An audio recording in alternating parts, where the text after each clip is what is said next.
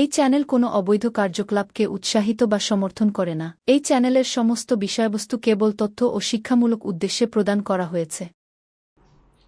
এবার নিজেই নিজে বানাবেন শ্রীযন্ত্র। আসছি সেই কথায়। শ্রীযন্ত্র আপনারা জানেন সাধারণত দেবী ত্রিপুরা সুন্দরী এবং দেবী লক্ষ্মীর সঙ্গে সম্পর্কিত। অনেক সময় যন্ত্রের রাজা বলে শ্রীযন্ত্রকে বলা হয়, যে যন্ত্রদের মধ্যে রাজা। প্রাচীনকাল থেকেই শ্রীযন্ত্রকে হিন্দু ধর্মে অর্থ আকর্ষণের সবচেয়ে শুভ এবং শক্তিশালী প্রতীক হিসাবে বিশ্বাস করা হয়। আপনারা জানেন আজকে দিনে দাঁড়িয়ে অনেকে পাইরাইট হ্যানা ত্যানা এসব করছেন, কিন্তু শ্রীযন্ত্রের মতো জিনিস নেই। এই শ্রীযন্ত্র আপনাকে তৈরি করা শিখিয়ে দিচ্ছি। আপনি নিজেই তৈরি করতে পারবেন এবং আপনার অর্থ এবং সমৃদ্ধির দ্বারকে আপনি ওপেন করে দিতে পারবেন। এই শ্রীযন্ত্রের সম্পর্কে আসার আগে একটা কথা বলি, ভিডিওটা ভালো লাগতে শুরু করে থাকলে অতি অবশ্য লাইক দিতে ভুলবেন না বন্ধু। যারা এখনো আমার চ্যানেলে সাবস্ক্রাইব করেননি অতি অবশ্যই ভিডিওর তলায় সাবস্ক্রাইবার বাটনে ক্লিক করবেন, পাশে নোটিফিকেশন বেলটা অলে নিয়ে গিয়ে সেট করে দেবেন। তাহলে পুরো ব্যাপারটা প্রত্যেকটা ভিডিও আপনার কাছে খবরাখবর যেতে থাকবে। এবারে বলি যে শেষ অবধি কিন্তু দেখবেন। কোথাও যদি স্কিপ করে করে দেখেন খবরদার বুঝতে পারবেন না, কার সঙ্গে কোনটা কার সঙ্গে কোনটা বুঝতে পারবেন না। এই কারণে শ্রীযন্ত্র ধনসম্পদ এবং সমৃদ্ধি আকর্ষণের জন্য একটা অন্যতম জনপ্রিয় এবং পূজিত যন্ত্র। এই পদ্ধতিটি বিশেষভাবে সাত্ত্বিক প্রকৃতি মানুষের জন্য উপকারী, যারা নিজেরাই শ্রীযন্ত্র তৈরি করে এবং দেবীর শক্তি এবং ইতিবাচক কম্পন সে জীবনে কিন্তু লাভ করতে চায়। শ্রীযন্ত্র তৈরি করার এবার পদ্ধতিটা বলছি, একটু মনোযোগ দিয়ে শুনুন। কানটা রাখবেন আমার দিকে, ধ্যানটা রাখবেন আমার দিকে, আর মনটাও রাখবেন আমার দিকে। প্রথমত আপনাকে সকালে স্নান করে পরিষ্কার কাপড় পরে বসে শ্রীযন্ত্র তৈরি করতে হবে। শুক্রবার দিন এই যন্ত্র তৈরি ও স্থাপনের জন্য সবচেয়ে শুভ দিন হিসাবে ধরা হয়। এরপর একটা সাদা দাগবিহীন কাগজ নিতে হবে। একটা সাদা দাগবিহীন কাগজ নেবেন, সেটাকে ধরুন হাফ সাইজের মতো করে নেবেন। এই যে হাফ সাইজ আমি করছি দেখুন, হাফ সাইজের মতো করে নেবেন সাদা দাগবিহীন কাগজ। এটা এরকম নিতে হবে। এটার থেকে 3 ইঞ্চি বাই 3 ইঞ্চি আকারে কেটে নিতে হবে। অর্থাৎ 3 ইঞ্চি মানে আপনারা জানেন স্কেল দিয়ে মেপে নেবেন। স্কেল দিয়ে 3 ইঞ্চি সাইজটা কোথায় আসছে দেখবেন, 1 2 3, এই ধরুন এই এতটা অব্দি আসছে 3 ইঞ্চি সাইজ। এই এতটা অব্দি এই এই এই জায়গাটা থেকে এতটা অব্দি আসছে 3 ইঞ্চি সাইজ। 3 ইঞ্চি সাইজ এখান থেকে এই অব্দি আসছে। তা 3 ইঞ্চি বাই 3 ইঞ্চি অর্থাৎ স্কোয়ার পেপার নিতে হবে। কেটে নিতে হবে। তারপর লাল বা গেরুয়া রঙের কলম দিয়ে, লাল জেল পেন দিয়ে আপনি করতে পারেন, বা কমলা রঙের জেল পেন দিয়ে আপনি করতে পারেন। লাল জেল পেন দিয়ে করাটা সব থেকে শুভ হিসাবে ধরা হয়। তা 3 ইঞ্চি 3 ইঞ্চি সাইজের কেটে নিতে হবে। তারপর লাল বা গেরুয়া রঙের কলম বা মার্কার পেন দিয়ে আমি যেভাবে ছবিতে দেখাবো সেই অনুযায়ী যন্ত্রটিকে আঁকতে হবে।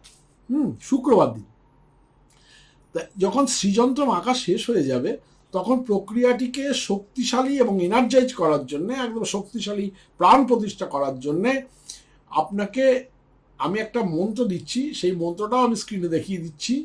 এটা 11 বার মহালক্ষ্মী মন্ত্রটা জপ করতে হবে। মন্ত্রটা দেখুন, ভালো করে দেখুন। ওং শ্রীং মহালক্ষ্মী নমঃ। দেখুন স্ক্রিনে যাচ্ছে। ওং শ্রীং মহালক্ষ্মী নমঃ। মহালক্ষ্মী আমি একটু ভেঙে দিয়েছি। ওং শ্রীং মহালক্ষ্মী নমঃ। ওং শ্রীং মহালক্ষ্মী নমঃ। মহালক্ষ্মী নমঃ আর কি উচ্চারণটা। ওং শ্রীং মহালক্ষ্মী নমঃ 11 বার জপ করতে হবে ওই যন্ত্রটাকে স্পর্শ করে। এবারে স্থাপন করবেন কি করে? শ্রীযন্ত্রটি যেন নষ্ট বা ময়লা না হয় সেজন্য এটাকে ল্যামিনেট করে রাখবেন এবং যন্ত্রটির সামনে একটা ঘি বা তেলের প্রদীপ রাখবেন, বা আপনারা কাঁচের ফ্রেমের দোকানে অনেক সময় তৈরি করা ফ্রেমও পাওয়া যায়, আপনি জাস্ট ঢুকিয়ে দিয়ে পাট করে আটকে দিলেন। এরকম যদি ফ্রেম হয় সব থেকে ভালো হয়।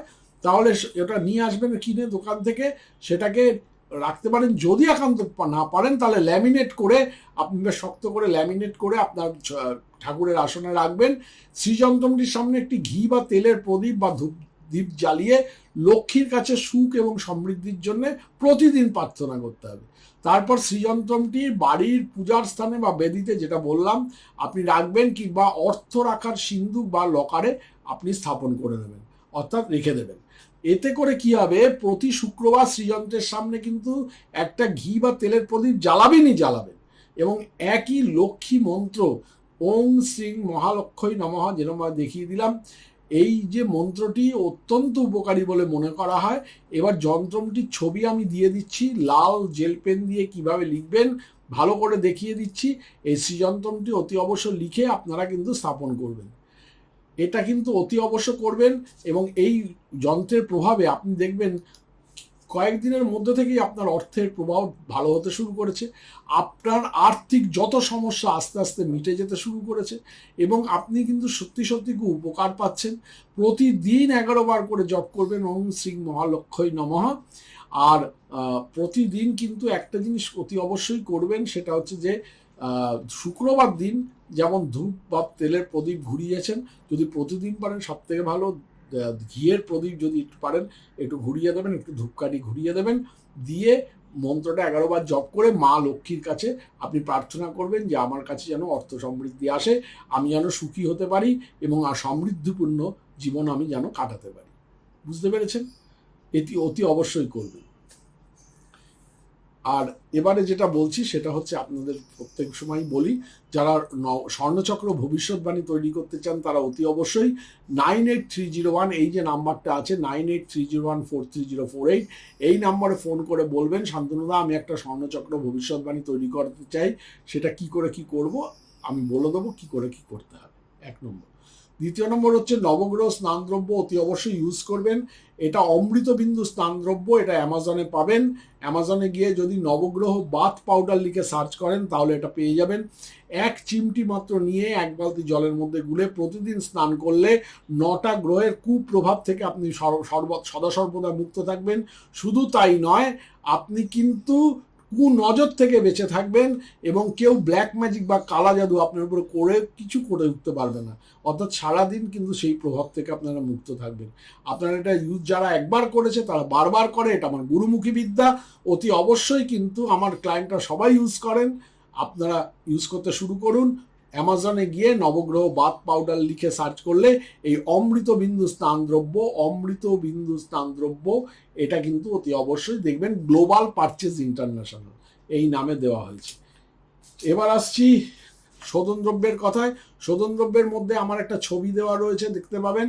এটা শোধন দ্রব্য বা পজিটিভ পাউডার হিসাবে যদি সার্চ করেন গিয়ে অ্যামাজনে তাহলে পেয়ে যাবেন। এটা 1/4 চামচি মাত্র একটা কাঁচের বাটিতে ভালো করে গুলে নিই। ওর ভেতরে আপনারা যদি স্টোন পড়েন স্টোন, যদি যন্ত্রম পড়েন যন্ত্রম, তাবিজ কবচ মাদুলি যা পড়েন আপনারা ওর ভেতরে ডুবিয়ে দেবেন। 1 ঘন্টা বা আধ ঘন্টা পরে তুলে নিয়ে সাদা পরিষ্কার জল দিয়ে ধুয়ে নিয়ে সেটা ধারণ করবেন। এর ইনস্ট্যান্ট শোধন হয়। এর সঙ্গে সঙ্গে বলি, যারা গাড়ি ইউজ করেন, গাড়িতে কুনজর লাগে প্রায় তারা এটা অতি অবশ্যই 1 চিমটি মাত্র 1 চিমটি নিয়ে 1 বালতি জলের মধ্যে গুলিয়ে সেই জল দিয়ে গাড়ি ধোবেন। প্রতিদিন যেদিন গাড়ি ধোবেন সেটা ইউজ করবেন। আর তার সঙ্গে সঙ্গে বাস্তুতে অতি অবশ্য মাত্র 1/4 চামচি আপনারা 1 বালতি জলের মধ্যে গুলিয়ে নিয়ে সেই জল দিয়ে যদি আপনারা বাস্তুকে প্রতিদিন মোছেন তাহলে কিন্তু অতি অবশ্যই কিন্তু দেখবেন কিছুদিনের মধ্যে দেখবেন আপনার বাস্তু সমস্যা একদম দূরীভূত হতে চলেছে এবং দূরীভূত হচ্ছে। অতি অবশ্যই এটা দেখবেন স্বর্ণবিন্দু শোধন দ্রব্য লেখাই আছে আমার ছবি দিয়ে, স্বর্ণবিন্দু শোধন দ্রব্য। এটা আমি নিজের হাতে প্রস্তুত করি, আপনারা ইউজ করে দেখবেন। একবার ইউজ করলে কিন্তু স্নান দ্রব্য এবং শোধন দ্রব্যের প্রেমে পড়ে যাবেন। অতি অবশ্যই ভালো থাকবেন বন্ধু। নমস্কার নেবেন।